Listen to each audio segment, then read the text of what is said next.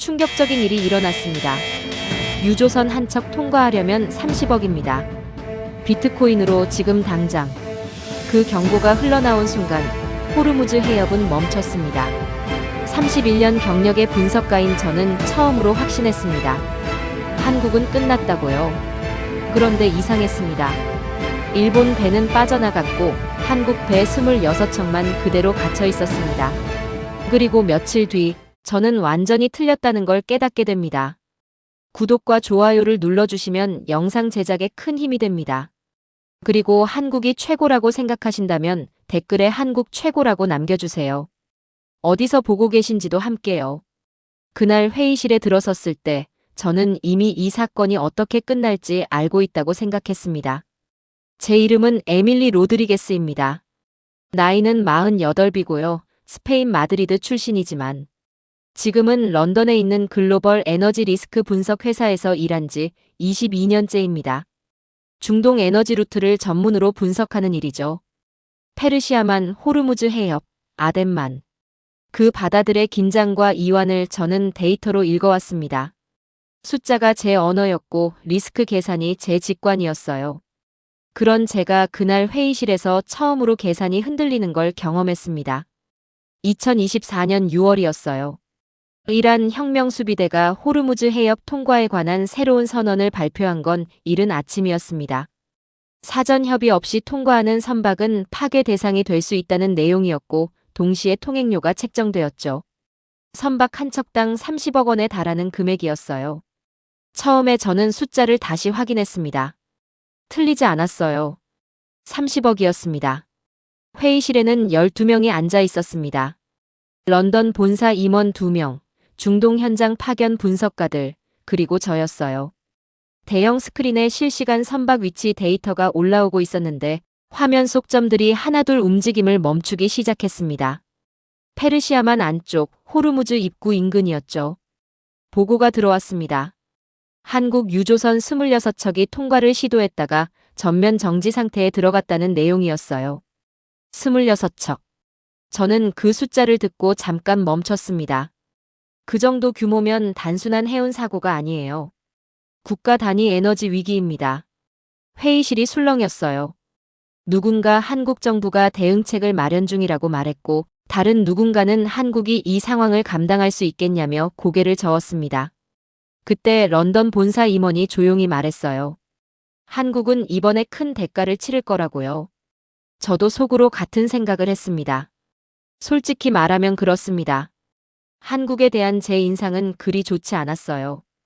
20년 전 일이었지만 한국 기업과 합작으로 진행했던 중동 에너지 분석 프로젝트가 있었습니다. 협업 초반에 한국 측 파트너들은 열정적이었죠. 밤새 일하고 자료를 쏟아내고 답장도 빠르게 왔어요. 그런데 결정적인 순간마다 판단이 감정에 흔들렸습니다. 데이터가 불리한 결론을 가리키는데도 계속 낙관적인 방향으로 밀어붙이려 했고 결국 프로젝트는 반쪽짜리 결과로 끝났습니다. 저는 그때 이후로 정리해뒀어요. 한국은 열심히 하는 나라지만 체계가 약하다고. 위기 상황에서 시스템이 흔들리는 나라라고. 그래서 그날도 저는 냉정하게 판단했습니다. 이건 구조적 실패의 예고편이라고요. 회의가 이어지는 동안 저는 데이터를 분석하기 시작했습니다. 한국의 에너지 수입 구조부터 봤어요. 숫자가 올라오는데 멈칫했습니다. 한국은 국내 에너지 생산량이 극히 적습니다. 전체 소비 에너지의 90% 이상을 수입에 의존하는 구조예요. 그중 원유가 차지하는 비중, 그리고 그 원유의 대부분이 통과하는 루트가 바로 호르무즈 해협이었습니다. 26척이 멈춰 있다는 건 한국에 들어가야 할 에너지의 상당한 몫이 해협 안에 갇혀 있다는 뜻이었죠. 저는 그 규모를 계산했습니다. 유조선 한 척에 싣는 원유량, 석달치 산업 가동에 필요한 에너지 규모, 그리고 봉쇄가 장기화될 경우의 경제적 손실 추정치까지. 숫자는 무서웠어요. 한국 입장에서는 단순한 외교 마찰이 아니었습니다. 생존에 가까운 문제였죠. 그런데 저는 그 숫자를 보면서도 여전히 같은 결론을 내렸습니다. 이건 구조적 실패다. 에너지 자원 하나 없이 이 정도 규모의 경제를 돌리겠다는 구조 자체가 애초에 취약하다는 것이고 그 취약함이 지금 터진 것이다. 회의가 끝날 무렵 본부장이 저를 불렀습니다. 현장 파견 담당이 필요하다고 했어요. 오만 무스카트 거점에서 상황을 직접 모니터링하고 보고하는 역할이었죠. 저는 망설임 없이 수락했습니다. 분석가로서 현장에 가는 건 당연한 일이에요. 그리고 솔직히 제 판단이 옳다는 것을 현장에서 직접 확인하고 싶었습니다. 출국 전날 밤이었어요. 저는 한국 관련 자료들을 다시 훑었습니다. 통계, 보고서, 언론 기사들. 그 속에서 반복되는 문장이 있었어요. 한국 전쟁 이후 폐허에서 재건, 자원 없이 기술로 일어선 나라. 저는 그 문장들을 볼 때마다 늘 같은 생각을 했습니다. 그게 국가 브랜드 홍보 문구 아닌가? 이제는 그렇게 단순하게 읽히지 않았어요. 아직 이유는 몰랐습니다. 그냥 뭔가 이상했어요. 다음 날 아침, 저는 오만행 비행기에 올랐습니다. 해협 안에서 26척의 배가 여전히 멈춰 있었고 한국 정부의 공식 대응은 아직 나오지 않은 상태였어요. 저는 창가 좌석에 앉아 분석 메모를 정리했습니다. 깔끔하게 정리된 숫자들. 그 숫자들은 제게 똑같은 말을 반복했어요. 이 나라는 버티지 못할 것이다. 그때의 저는 제가 그 숫자들을 다시 고쳐 쓰게 될 거라는 걸 전혀 몰랐습니다. 무스카트에 도착한 건 현지 시각으로 오후 늦은 시간이었습니다. 공항을 나서자마자 열기가 몰려왔어요. 6월의 오만은 40도를 넘습니다. 저는 짐을 챙겨 곧장 현지 거점 사무실로 향했고 도착하자마자 모니터 앞에 앉았습니다. 실시간 선박 추적 화면이 3개의 스크린에 나뉘어 띄워져 있었어요. 호르무즈 해협 입구, 페르시아만 내부, 오만만 해역. 점들이 움직이고 있었습니다. 그리고 움직이지 않는 점들도 있었어요. 저는 먼저 전체 그림을 봤습니다. 선박들이 조금씩 빠져나오고 있었어요. 유럽 국적 선박 몇 척이 먼저 움직였고 그 뒤를 이어 일본 선박들이 하나둘 해협을 통과하기 시작했습니다. 흐름이 생기고 있었어요. 봉쇄가 완전히 풀린 건 아니었지만 일부 선박들은 분명히 통과하고 있었습니다. 그런데 한국 선박들은 여전히 그 자리였어요. 저는 처음에 단순한 시차 문제라고 생각했습니다. 협상 진행 속도의 차이, 혹은 통과 허가 순서의 문제. 하지만 시간이 지나도 달라지지 않았어요. 일본 선박 3척이 통과하는 동안 한국 선박은 한 척도 움직이지 않았습니다. 이튿날도 마찬가지였어요. 유럽 선박들은 계속 빠져나갔고 일본 선박들도 점차 수가 줄었습니다. 한국 선박 26척은 그대로였어요. 저는 데이터를 다시 펼쳤습니다. 조건이 같았어요. 같은 해협, 같은 이란의 선언, 같은 통행료 요구. 그런데 결과가 달랐습니다. 저는 변수를 찾기 시작했어요. 선박 국적, 소유 구조, 운항회사, 화물 종류, 출발지, 목적지. 숫자와 범주를 교차 분석했습니다. 한 가지 패턴이 보이기 시작했어요. 통과에 성공한 선박들은 일정한 공통점이 있었습니다. 그게 무엇인지 그 시점에서는 아직 정확히 파악이 안 됐어요. 하지만 분명히 뭔가 있었습니다. 현지 정보망을 가동했습니다. 오만에서 활동하는 해운 브로커들, 이란 관련 무역 에이전시, 해협 인근 항만 관계자들. 사흘 동안 연락을 돌렸어요. 그리고 조각조각 정보가 모이기 시작했습니다. 일본 선박들은 직접 통과하지 않았습니다. 중간에 누군가 있었어요. 오만 기반의 해운 중개 에이전시가 끼어 있었고 그 에이전시는 이란 측과 오래된 거래 관계를 유지하고 있었습니다. 통행료를 공식적으로 내지 않았지만 다른 방식으로 거래가 이루어지고 있었어요. 복잡한 구조였습니다. 화물 일부의 경로 조정, 현지 사업 연계, 관계망을 통한 비공식 채널. 법의 경계 어딘가에 걸쳐 있는 방식이었죠. 저는 그 구조를 파악하면서 복잡한 감정이 들었어요. 분석가로서는 납득이 됐습니다. 결과를 내야 하는 상황에서 쓸 수 있는 방법을 쓴 거예요. 실용적인 선택이죠. 하지만 동시에 불편했어요. 이건 이란의 요구를 우회하는 방식이지 대응하는 방식이 아니니까요. 규칙을 깬 게 아니라 규칙의 빈틈을 이용한 겁니다. 그리고 한국은 그 빈틈에 들어가지 않았어요. 처음에는 그게 무능해 보였습니다. 방법이 없어서 못 움직이는 거라고 생각했거든요. 그런데 사무실 안에 들어온 정보 하나가 제 판단을 흔들었습니다. 한국 외교부가 오만 정부에 공식 중재 요청을 보냈다는 내용이었어요. 비공식 채널이 아니라 공식 외교 채널을 통해서요. 저는 그 문서를 보고 멈췄습니다. 왜 굳이 공식 채널인가? 비공식 루트를 쓰면 훨씬 빠를 텐데. 저는 이해가 안 됐어요. 이건 상황을 모르는 건지 아니면 알면서도 다른 선택을 하는 건지. 둘 다 가능성이 있었는데 어느 쪽이든 결과가 늦어지는 건 마찬가지였습니다. 저는 본사에 중간 보고를 올렸어요. 일본 선박은 비공식 채널로 통과, 한국 선박은 공식 외교 루트 선택, 현재 전면 정지 상태 지속. 보고서 마지막 줄에 이렇게 썼습니다. 한국의 현재 대응은 속도보다 방식에 집중하는 것으로 보임. 그 이유는 불분명. 그날 밤이었어요. 잠이 잘 오지 않았습니다. 저는 분석 노트를 다시 꺼냈어요. 한국 선박 26척. 거기 타고 있는 선원들이 있을 텐데 지금 그 사람들은 어떤 상태일까? 40도에 가까운 기온, 에어컨 가동을 최소화한 채 대기 중인 선박. 언제 움직일지 모르는 상황. 저는 그 장면을 그려봤어요. 데이터가 아니라 사람으로요. 처음으로 숫자 바깥을 생각했습니다. 이상하게 그 생각이 떨쳐지지 않았어요. 저는 다시 모니터를 켰습니다. 26개의 점이 여전히 그 자리에 있었어요. 같은 바다였습니다. 분명히 같은 바다인데 결과가 달랐어요. 저는 그 이유를 아직 정확히 몰랐습니다. 하지만 데이터만으로는 설명이 안 된다는 걸 그날 밤 처음으로 인정했습니다. 현장에 더 가까이 가야 했습니다. 본사 승인을 받고 항만 현장 접근 허가를 신청했어요. 오만 외무부를 통한 공식 절차였는데 이틀 만에 통과됐습니다. 오만은 중동에서 독특한 위치에 있어요. 이란과도 아랍 국가들과도 서방과도 일정한 거리를 유지하면서 중재자 역할을 오래 해온 나라죠. 그 덕에 외부 분석가가 현장 접근을 요청했을 때 문이 열리는 경우가 종종 있습니다. 오만만 연안의 항만 거점에 도착한 건 아침이었어요. 규모가 생각보다 컸습니다. 단순한 해운 관제소가 아니었어요. 이란 측 협의 채널과 연결된 국제해운 중계 네트워크가 실질적으로 작동하는 공간이었습니다. 여러 나라 관계자들이 움직이고 있었고 모니터에는 실시간 선박 현황이 올라오고 있었어요.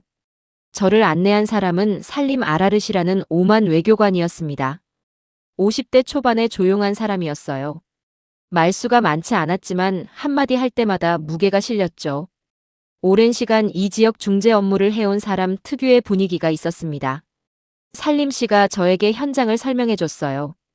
이 해협에서 통과 여부를 결정하는 건 규칙이 아닙니다. 관계입니다. 저는 잠깐 멈췄어요. 그가 이어서 말했습니다. 국제법상 호르무즈 해협은 모든 선박이 자유롭게 통과할 수 있는 수역이에요. 이건 명확합니다. 하지만 현실에서는 그 법이 그대로 적용되지 않아요. 누가 누구와 어떤 관계를 맺고 있느냐, 어떤 채널을 통해 소통하느냐, 과거에 어떤 거래를 했느냐. 이게 실질적인 통과 기준이 된다고 했습니다. 저는 그 말이 이해는 됐지만 받아들이기가 불편했어요. 그건 국제 질서의 근간을 뒤흔드는 이야기거든요. 규칙이 있는데 그 규칙이 작동하지 않고 관계망이 작동한다면 그건 결국 힘의 논리 아닌가요? 살림 씨는 제 표정을 읽은 듯 말했어요. 그래서 선택이 중요하다고요. 그 관계망 안으로 들어갈 것인지 아니면 관계망 바깥에서 규칙으로 싸울 것인지. 저는 직접 물었습니다. 일본은 어떤 선택을 했냐고요? 그가 잠시 생각하더니 대답했어요. 일본은 안으로 들어갔다고요. 오만 기반 중개 에이전시를 통해 이란 측 하위 채널과 연결됐고 비공식 방식으로 거래가 이루어졌다고 했습니다. 공식적으로 통행료를 낸 건 아니에요. 하지만 다른 방식으로 비용이 지불됐죠. 그래서 선박이 통과했습니다. 저는 솔직하게 생각했어요. 현명한 선택이라고요. 그런데 살림 씨가 말을 이었습니다. 한국은 다른 쪽을 선택했다고요. 한국이 공식 채널로 오만의 중재를 요청했다는 건 알고 있었습니다. 그런데 그게 전부가 아니었어요. 한국은 동시에 카자흐스탄과 사우디아라비아의 대체 원유 확보 협상을 가동하고 있었고 국제해사기구를 통한 공식 항의도 준비 중이었습니다. 그리고 이란과의 직접 외교 채널도 별도로 열어놓은 상태였어요. 하나가 아니었습니다. 여러 방향을 동시에 움직이고 있었어요. 저는 그 구조를 들으면서 뭔가 이상하다고 느꼈습니다. 이건 제가 예상했던 한국의 모습이 아니었어요. 감정적으로 한 방향으로만 밀어붙이는 게 아니라 동시에 여러 층위를 운용하고 있었습니다. 체계가 없다고 생각했는데 체계가 있었어요. 그것도 꽤 정교한. 오후에 다나카 켄지라는 일본 해운 중개인을 만났습니다. 우연한 자리는 아니었어요. 살림 씨가 연결해 준 거였죠. 50대 초반의 날카로운 인상의 사람이었어요. 말이 빠르고 자신감이 넘쳤습니다. 다나카 씨가 먼저 말했어요. 규칙은 상황에 따라 바뀌는 거라고요. 살아남는 쪽이 옳은 거라고요. 저는 한국의 방식에 대해 어떻게 생각하냐고 물었습니다. 그가 피식 웃었어요. 원칙 좋아하다가 선방만 녹슨다고 했습니다. 저는 그 말이 틀렸다고 생각하지 않았어요. 그 시점에서는요. 하지만 어딘가 찜찜했습니다. 빠른 게 옳은 건지 아니면 다른 기준이 있는 건지. 저는 아직 몰랐어요. 그날 거점으로 돌아오는 차 안에서 살림 씨가 조용히 말했습니다. 한국은 약속을 지키는 나라라고요. 그래서 우리가 움직인다고요. 저는 그 말의 의미를 그 자리에서 바로 이해하지 못했습니다. 나중에야 알게 됐어요. 오만이 한국의 공식 중재 요청에 응하기로 결정한 건 한국이 과거 오만과 맺은 에너지 협력 약속을 한 번도 어긴 적이 없기 때문이라는 걸요. 규칙이 아니라 관계라고 했는데 한국도 관계를 갖고 있었습니다. 다만 그 관계의 종류가 달랐어요. 저는 그날 밤 처음으로 제 분석 노트 첫 줄을 지웠습니다. 공식 발표가 나온 건 봉쇄 사흘째 되던 날 오후였습니다. 한국 외교부 성명이었어요. 짧고 명확했습니다. 대한민국은 이란의 통행료 요구를 수용하지 않는다. 이는 국제해양법 위반이며 우리 정부는 법과 원칙에 따른 대응을 진행할 것이다. 저는 그 성명을 화면에서 읽으면서 한숨이 나왔습니다. 이 상황에서요? 26척이 묶여있고 에너지 공급 차질이 시작되고 있는 시점에서 원칙이라는 말을 꺼낼 수 있나요? 저는 이해가 안 됐어요.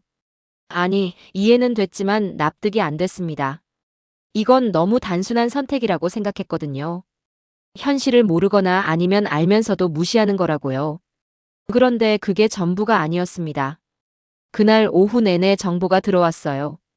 한국 외교부 채널에서 흘러나오는 내용들이었는데 하나하나 연결하다 보니 그림이 달라졌습니다. 카자흐스탄.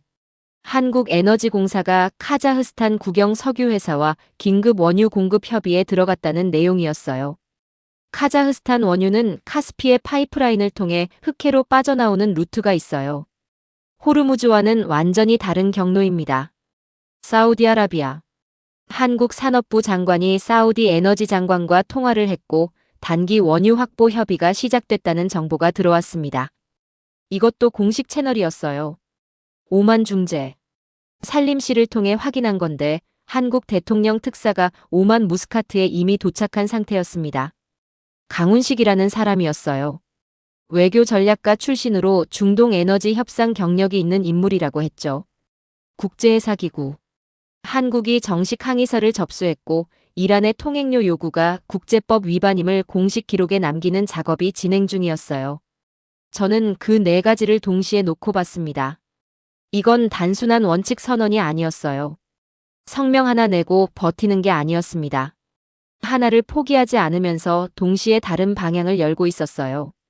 통행료 거부라는 원칙을 지키는 동시에 그 원칙을 지키기 위한 현실적 기반을 닦고 있었습니다.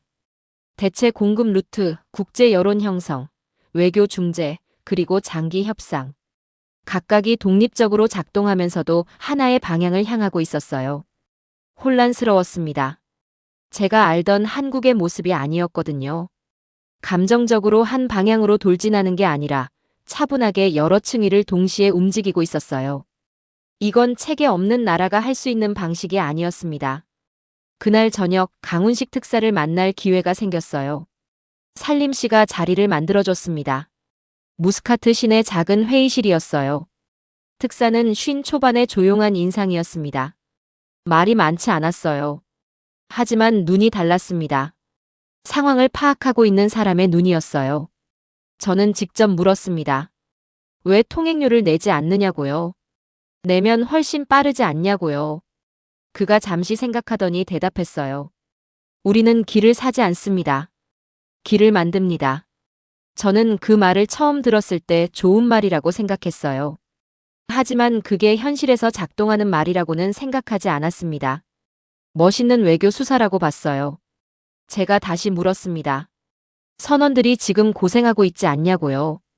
그가 이번에는 더 천천히 말했어요. 지금 우리가 지키는 건 돈이 아니라 기준입니다. 저는 더 반박하지 않았어요. 할 말이 없어서가 아니라 뭔가 더 들어야 한다는 느낌이 들었거든요. 이 사람이 틀린 건지 아니면 제가 아직 모르는 게 있는 건지. 그 판단을 내리기엔 아직 이른 것 같았습니다. 회의실을 나오면서 저는 분석 노트를 꺼냈어요. 한국의 대응 전략 분류, 외교 중재, 대체 공급, 국제 여론 직접 채널. 이걸 하나의 단어로 정리하려다가 멈췄습니다. 마땅한 단어가 없었어요. 단순하지 않았거든요. 저는 처음으로 제 분석 틀이 좁을 수 있다는 생각을 했습니다. 현장 접근 허가가 추가로 나왔습니다. 봉쇄된 한국 유조선 중 한 척에 오를 수 있는 기회였어요.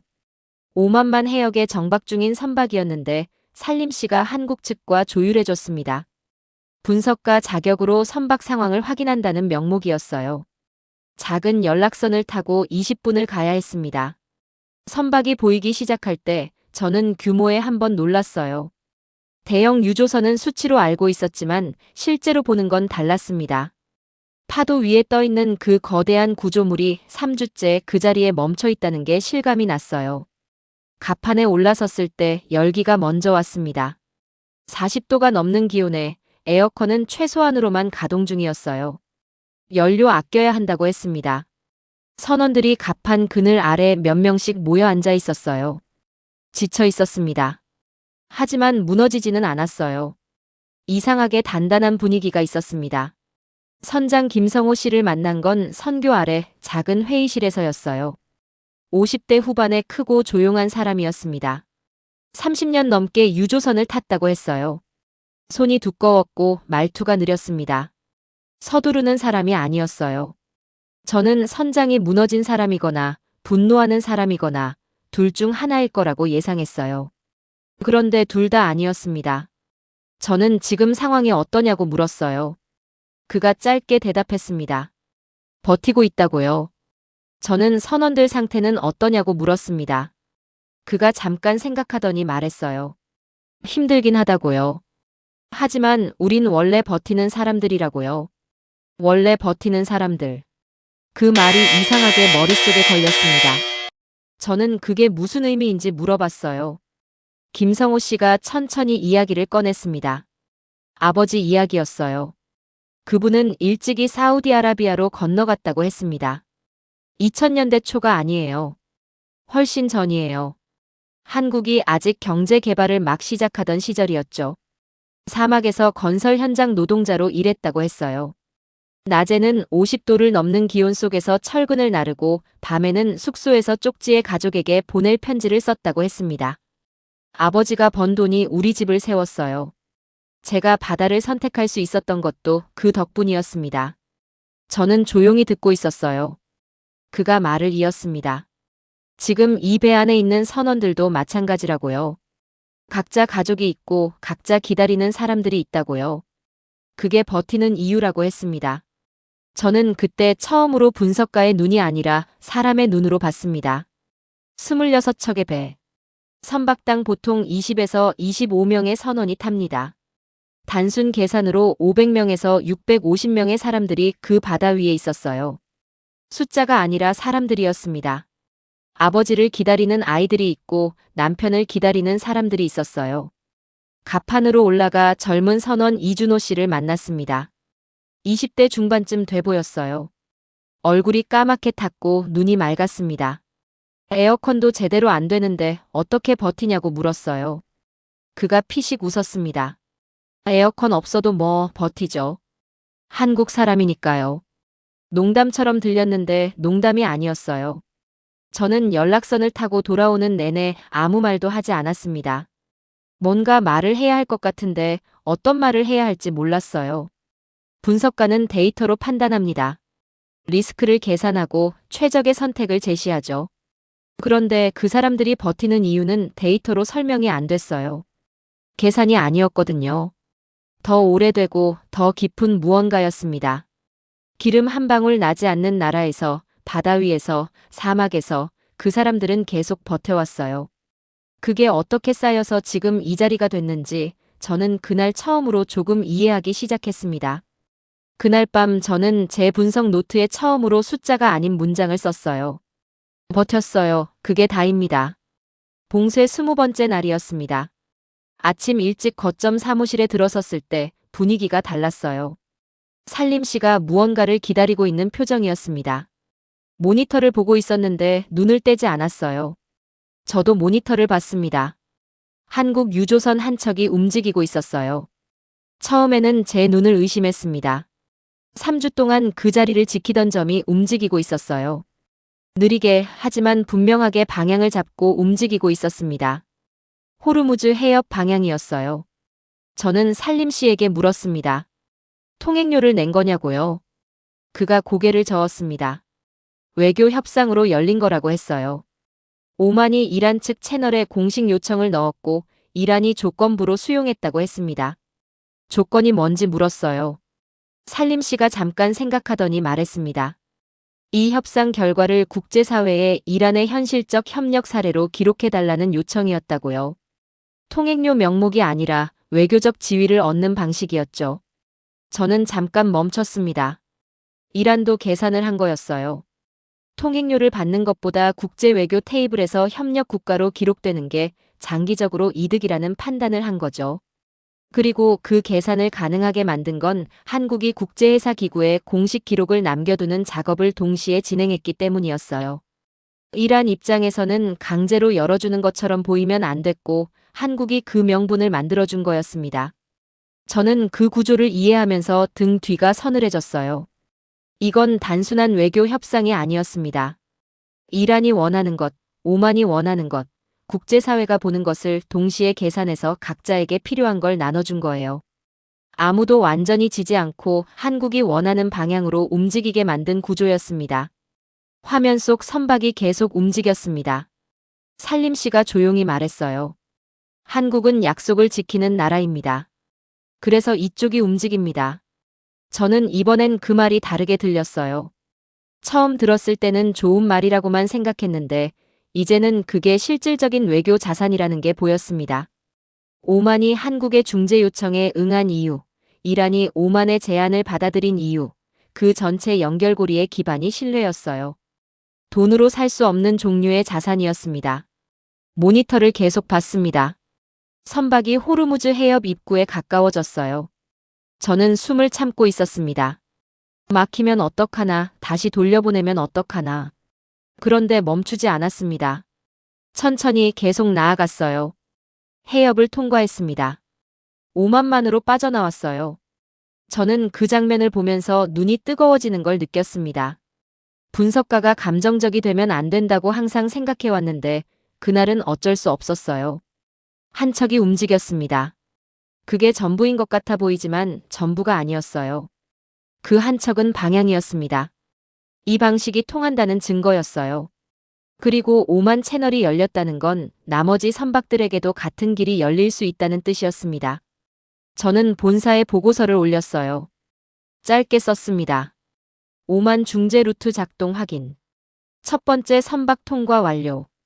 통행료 없음. 외교 채널 유효. 보고서를 보내고 나서 모니터를 다시 봤어요. 나머지 25척이 아직 그 자리였습니다. 하지만 이제 달라 보였어요. 멈춰 있는 게 아니라 기다리고 있는 것처럼 보였습니다. 한 척이 길을 열었으니까요. 그 이후는 빠르게 움직였습니다. 국제회사 기구에 한국이 접수한 공식 항의가 공개되면서 상황이 달라지기 시작했어요. 이란의 통행료 요구가 국제법 위반이라는 내용이 공식 기록으로 남았고 여러 나라가 반응하기 시작했습니다. 유럽 해운연합이 공식 성명을 냈어요. 호르무즈 해협에서의 일방적 통행료 요구는 국제해양법 체계에 대한 도전이라는 내용이었습니다. 미국 국무부도 같은 날 비슷한 취지의 입장을 냈어요. 이란은 한 나라와 싸우는 게 아니라 국제 규범 전체와 마주하게 된 셈이었습니다. 저는 그 흐름을 보면서 처음에는 한국이 운이 좋다고 생각했어요. 국제 여론이 우연히 맞아떨어진 거라고요. 그런데 자료를 더 파다 보니 우연이 아니었습니다. 한국 외교부가 여러 나라 외교 채널에 이 사안을 꾸준히 공유하고 있었어요. 데이터와 법적 분석 자료를 정리해서 배포했고 국제해사기구 내 우호 국가들을 통해 의제로 올리는 작업을 동시에 진행하고 있었습니다. 여론이 만들어진 게 아니라 형성된 거였어요. 강훈식 특사를 다시 만난 건 그 즈음이었습니다. 분위기가 처음 만났을 때와 달랐어요. 무거움은 여전했지만 뭔가 움직이고 있다는 확신이 있었어요. 저는 이 방식을 처음부터 계획했냐고 물었습니다. 그가 잠깐 생각하더니 말했어요. 방향은 처음부터 있었다고요. 세부는 상황 따라 조정했다고 했습니다. 저는 위험하지 않았냐고 물었어요. 선박이 묶인 채로 이렇게 오래 버티는 게 맞는 선택이냐는 질문이었습니다. 그가 조용히 말했어요. 한국은 싸우지 않습니다. 하지만 물러서지도 않아요. 저는 그 말을 듣고 처음으로 한국의 전략이 무엇인지 정확히 이해했습니다. 이건 힘으로 이기는 게임이 아니었어요. 힘이 있는 쪽이 단기적으로 이기는 것처럼 보이는 상황에서 규칙을 지키는 쪽이 장기적으로 더 큰 무언가를 쌓아가는 방식이었습니다. 통행료를 내지 않음으로써 원칙을 지키고 그 원칙을 지키는 과정에서 국제사회가 함께 서도록 만들었어요. 이란은 처음에 돈을 원했지만 결국 외교 테이블에서 협력 국가라는 타이틀을 원하게 됐고 그건 한국이 만들어준 구조였습니다. 싸우지 않고 이기는 방식이었어요. 선박들이 하나둘 움직이기 시작했습니다. 오만 채널이 계속 작동했어요. 이란 측이 선박 통과를 순차적으로 허가했고 하루에 두세 척씩 해협을 빠져나왔습니다. 모니터 속점들이 하나씩 사라졌어요. 사라진다는 표현이 맞지 않네요. 움직인 거죠. 25년간 제가 이 화면을 봐왔는데 그날처럼 점들이 움직이는 게 반가웠던 적이 없었습니다. 다나카 씨를 마지막으로 만난 건 16번째 선박이 통과한 날이었어요. 그가 말수가 줄어 있었습니다. 일본 선박들은 이미 오래전에 다 빠져나갔으니까요. 빠른 건 맞았어요. 그런데 그 이후가 달랐습니다. 일본이 비공식 채널을 통해 통과시킨 방식이 내부적으로 문제가 됐다는 얘기가 들렸어요. 해운 브로커를 통한 우회 거래가 일본 정부의 공식 입장과 충돌했고 후속 정리가 복잡해졌다고 했습니다. 빠른 선택이 짧게 끝나지 않은 거예요. 다나카 씨가 저한테 처음으로 조용하게 말했습니다. 한국 방식이 더 오래 간다고요. 저는 그 말을 들으면서 이상하게 뿌듯했습니다.